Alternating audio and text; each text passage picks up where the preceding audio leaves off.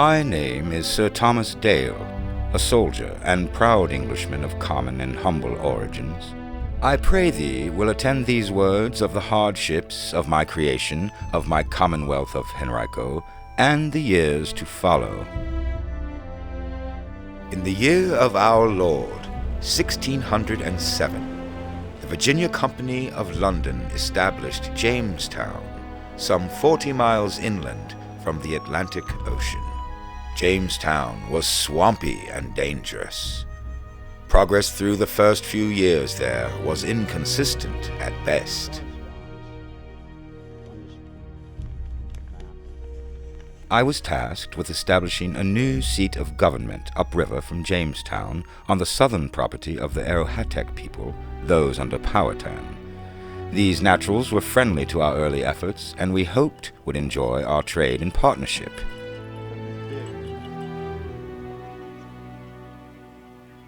With my lord's permission, and the summer heat subdued, near the last of September, my column of 200 men, under Captain Brewster, sallied through the country of the naturals. My remaining 100 or so men accompanied me by our boats to the appointed meeting place on a high narrow neck of land nearer the hill country and falls. A message had been sent to Powhatan informing him of our intended adventure, to which he refused to agree, then sending one Jack of the Feathers and his warriors to destroy us.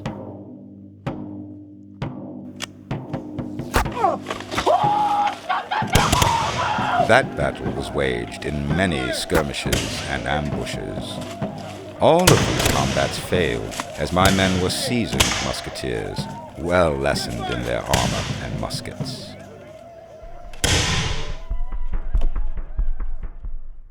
We arrived fair and established this new settlement of Henricus, so named for Prince Henry, the eldest son of our sovereign king James I. Within several weeks, the fort's walls were built, ditches dug, and the foundation of our commonwealth of Henrico well laid. The colony was then under martial law, so every town a garrison, and every laborer a soldier. And by which system we endured and demonstrated to our investors and competitors that England would claim supremacy in our New England.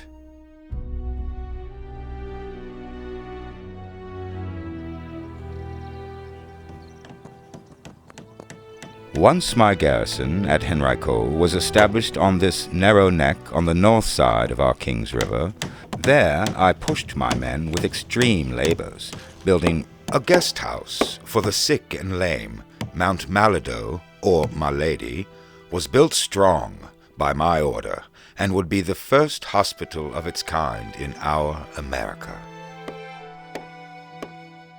We built several forts, one named for my wife, Elizabeth, then Hope and Faith Fort and Charity Fort, each strong and well armed. I was tasked the safekeeping of Powhatan's daughter about the environs of Henricus. This fair woman, the famous Pocahontas, who had befriended Captain John Smith some years before my arrival, was in constant interest by our people.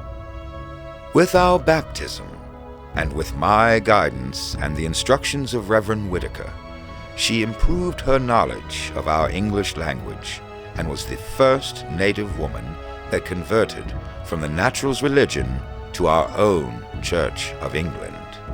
She took the English name Rebecca.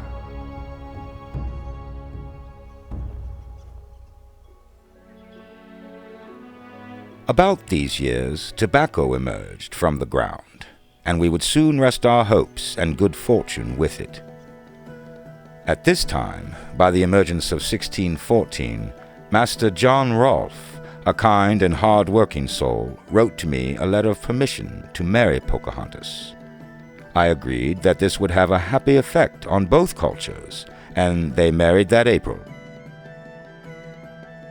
Master Rolf's tobacco industry flourished following this marriage, and so did the peace arranged between us and the Powhatans. His labors advanced the first successful cultivation of tobacco as an export crop in the colony of Virginia, and helped make the colony profitable and viable. As I have constructed the new capital town of Virginia round about Henrico, it was only a matter of time before the good advisors would establish and build the very first college in the New World, that being a land 1 mile or 2 northward from my Henricus fort.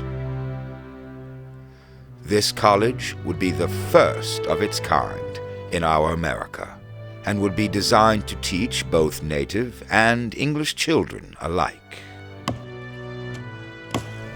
Life for our honester men began a ritual of clearing timber, building palisades, and planting.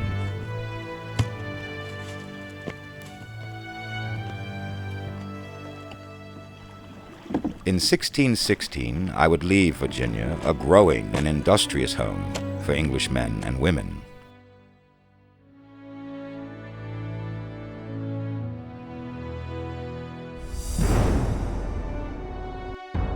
My fears were realized in eventual action.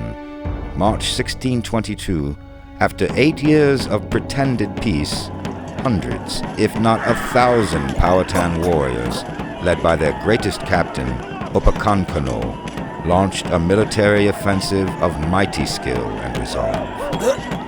Many of my people, men, women, and children, were slain as a result.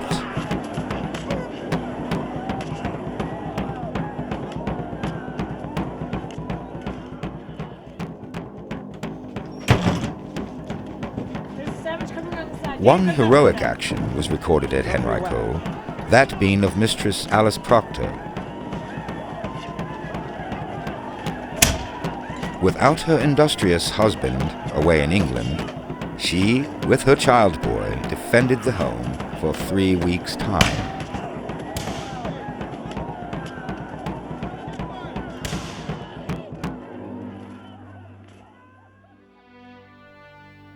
If English gentlewomen are willing to stand up to such hardships for their New Jerusalem, then it affirms to me that all of our people will be of like-minded resolve, and this land will endure and flourish in the years to come.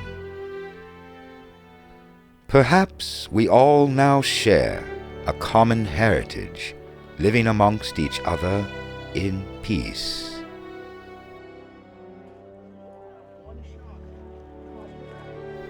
Today, one can enter Henricus Historical Park and discover the world in which the Powhatan people lived, or the homes and industry of Sir Thomas Dale's English colonists. Living history interpreters demonstrate the various clothing, job skills, living quarters, and the day-to-day lives of the people who first settled here from the years 1611 to 1622. Visitors are able to touch, smell, hear, and see history in action. Interpreters work and live as if it were a normal day for them at their jobs, whether they are laborers, soldiers, farmers, or blacksmiths. The settlement serves tens of thousands of school children each year through their hands-on, SOL-aligned educational programs, working in partnership with the Virginia counties of Chesterfield and Henrico. Remember that Henricus is a working, living history village. There are tools, weapons, and animals to be aware of, so please be safe and enjoy your visit. Be sure to find us on the web at www.henricus.org.